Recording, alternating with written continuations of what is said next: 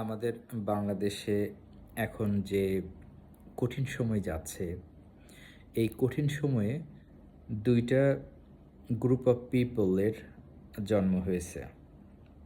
তো একটা young group of people যারা দীর্ঘ সময় অপ্রেসড ছিল, দীর্ঘ সময় তারা কথা বলার স্বাধীনতা পায়নি, সব কিছুতে ভয় পেত, প্রতিবাদ করতে পারেনি। কারণ তারা জানতো যে আসলে জবাবদিহিতা নাই।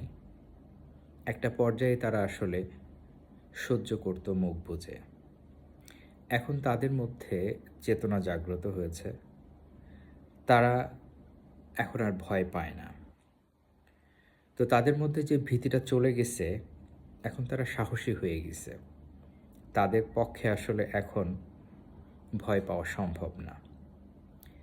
আরেকটা শ্রেণীর হলো শাসক গোষ্ঠী, যারা ভয় দেখিয়ে বেরিয়েছে, যারা অনেক সাহসী ছিল, ক্ষমতার দাপট দেখাতো, অন্যায় অবিচার করত, মানুষের কথা বলার স্বাধীনতাটুকু তারা দিত না। তারা এখন হঠাৎ ভয় পেয়ে গেছে। এবং এই রকম সাহসী মানুষ যখন ভীতু হয়ে যায়, তখন তারা আর ওই সাহস ফিরে পায় না। তো যে কারণে আমি আসলে তরুণ প্রজন্মের মধ্যে আমি সম্ভাবনা দেখতে পাই।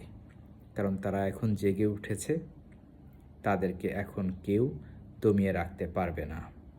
আগামীর বাংলাদেশ হবে অনেক সুন্দর বাংলাদেশ, সেই প্রত্যাশায় শুভকামনা।